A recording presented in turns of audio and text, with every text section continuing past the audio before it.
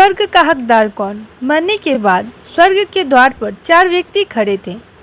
इन चारों व्यक्तियों में पहला राजा था, दूसरा बिजनेसमैन, तीसरा पंडित और चौथा आम आदमी मजदूर था। किसी को भी यह पता नहीं था कि कौन स्वर्ग के अंदर प्रवेश कर पाएगा और कौन वहीं से वापस लौट जाएगा। सब स्वर्ग का दरवाज़ा खुलने की राह देख रहे थे और आपस में बातें कर रहे थे। जैसे कि राजा को मरने से पहले से ही आदत थी उसे अपनी बात सबसे पहले बताने की। राजा ने कहा, मैं बहुत प्रख्यात राजा हूँ। मैंने धरती पर अपना बहुत नाम कमाया है, इसलिए पूरी संभावना है कि मैं ही स्वर्ग में जाऊँगा। फिर व्यापारी ने अपनी बात रखी और वो बोला, मैंने धरती पर खूब धन कमाया है और उस धन से मैंने सैकड़ों लोगों की मदद की है, इसलिए मैं ही स्वर्ग का हकदार हूँ। अब बारी थी पंडित की, तो वो पंडित मुँह खोला और सबको यह कहा, चाहे तुम जो सोच लो, लेकिन यह बात तो तय है कि स्वर्ग के दरवाजे खुलेंगे तो मेरे लिए ही। सब जानते हैं कि पंडित दिन रात भगवान को याद करते हैं, इसलिए स्वाभाविक है कि स्वर्ग में पंडित का स्वागत किया जाएगा। जब सबने अपना अपना पक्ष रख दिया, तब सबकी नज़र उस मजदूर पर थी जो चुपचाप अपनी नज़रें नीचे झुकाए बिना कुछ बोले वहीं पर खड़ा रहा। स्वर्ग का दरवाज़ा खुला और वहाँ पर एक देवदूत आकर खड़ा हो गया। देवदूत के हाथ में एक पुस्तक थी जिसमें इन सभी के कर्मों के बारे में लिखा हुआ था।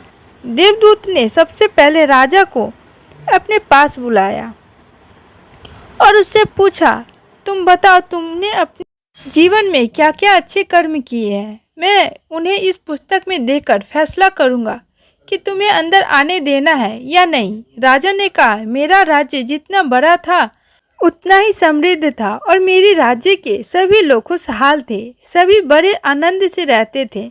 मैंने उन्हें कभी भी किसी चीज़ की कमी नहीं होने दी। यही मेरे अच्छे कर्म हैं। देवदूत ने अपने पुस्तक में देखा और देखने के बाद राजा से कहा, तुम सच बोलते हो।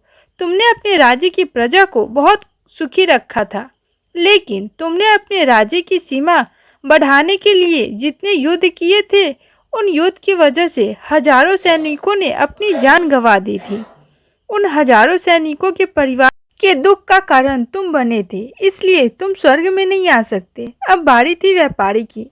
व्यापारी से जब देवदूत ने पूछा कि तुम्हारे अच्छे कर्म क्या है, तब व्यापारी ने उनसे कहा, मैंने सैकड़ों लोगों को खाना खिलाया है, कई आश्रमों में दान किया है, कई निराश्रित लोगों के लिए घर बनाकर दिया है।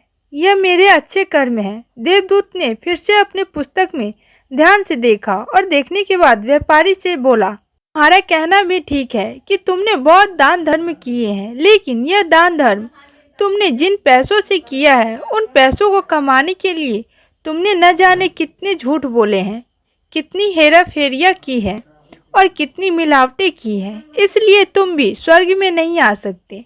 जब पंडित से यही सवाल किया गया तो पंडित ने बड़े ही आत्मविश्वास के साथ कहा, मैंने गिनत लोगों को ज्ञान दिया है, हजारों यज्ञ पूजाएं की हैं और दिन रात भगवान की जाप किया है। इससे अच्छे कर्म और क्या हो सकते हैं। देवदूत ने अपनी पुस्तक के अंदर झांककर देखा और पंडित से कहा, आपने जितने भी लोगों को जो भी ज्ञान दिया है, उन बातों पर खुद कभी अमल नहीं किया। आपने यज्ञ पूजा भगवान का नाम निस्वार्थ भाव से कभी नहीं किया, इसलिए आपका भी स्वर्ग में आना प्रतिबंधित है। मजदूर यह सब देखकर हैरान था। वह अब तक जिन्हें महान समझता आ रहा था, उनकी व्याख्या स्वर्ग के दरवाजे पर आकर बदल गई थी। धरती पर जिन कामों को अच्छा समझा जाता है, उनका यहाँ पर कोई मूल्य नहीं था।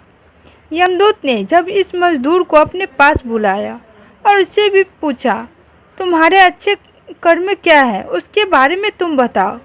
तब मजदूर बोल पड़ा, प्रभु, मैं जानता हूँ कि मैं भी स्वर्ग में आने के लायक नहीं हूँ, लेकिन मैं फिर भी एक बार बाहर से ही स्वर्ग को झांक कर देखना चाहता हूँ। बस इससे ज़्यादा मेरी कोई इच्छा नहीं है, क्योंकि ऐसी इच्छा पालने के लिए मैंने जीवन में कुछ भी नहीं किया। मैं पूरा दिन मेहनत करता और जो भी पैसा कमाता उन्हें अपने परिवार के पालन पोषण में खर्च कर देता। इसलिए दान धर्म के लिए कुछ बचा ही नहीं। लोगों की भला मैं क्या सेवा करता, क्योंकि काम के बाद जो थोड़ा समय मिलता उसको अपने ही बूढ़े माँ बाप की सेवा में बिता देता। और यह सब करने के बाद मैं कभी कभी मंदिर भी चला जाता और भगवान ने जैसा भी मुझे दिया है उस जीवन के लिए धन्यवाद कहता। देवदूत ने अपनी पुस्तक में बड़े ध्यान से देखा और थोड़ी देर देखते ही रहा। फिर उसने मजदूर से पूछा कि तुम याद करके बताओ, तुमने कभी तो कोई अच्छा काम किया होगा। मजदूर ने थोड़ी देर सोचने के बाद बोला, हाँ मुझे थोड़ा थोड़ा याद है। एक बार मैं बहुत भूखा था और मैं खाना ही खाने बैठा था कि एक बहुत ही कमज़ोर कुत्ता जो ठीक से चल भी न पा रहा था वो मेरे पास आया और मेरे खाने को देखने लगा। तब मैंने अपनी रोटी उसे खिला दी थी और उस दिन मैं खुद भूखा सोया था। मजदूर की बात सुनने के बाद देवदूत मुस्कुराया और मजदूर को बड़े सम्मान से स्वर्ग के अंदर लेकर गया। दोस्तों, अच्छे कर्म लोभ मोह माया इन सब भाव में आकर नहीं किया जाता और ना ही उन्हें अच्छे कर्मों श्रेणी में गिना जाता है। निस्वार्थ भाव से किया गया एक ही अच्छा कर्म आपके जीवन के सारे पाप धोने की शक्ति रखता है। इसलिए जब भी मौका मिले निस्वार्थ भाव से किसी की सेवा करनी चाहिए। तो फ्रेंड्स, ये कहानी कैसी लगी कमेंट्स में ज़रूर बताइएगा। अच्छी लगी तो प्लीज़ मेरे वीडियो को लाइक करके शेयर कीजिएगा। न्यू हो तो मेरे चैनल को सब्सक्राइब करके अपना प्यार जरूर दीजिएगा। आज के लिए इतना ही, फिर मिलते हैं अगली वीडियो में नई कहानी के साथ। तब तक के लिए बाय। जय हिंद, जय Bharat, take care, thanks for watching.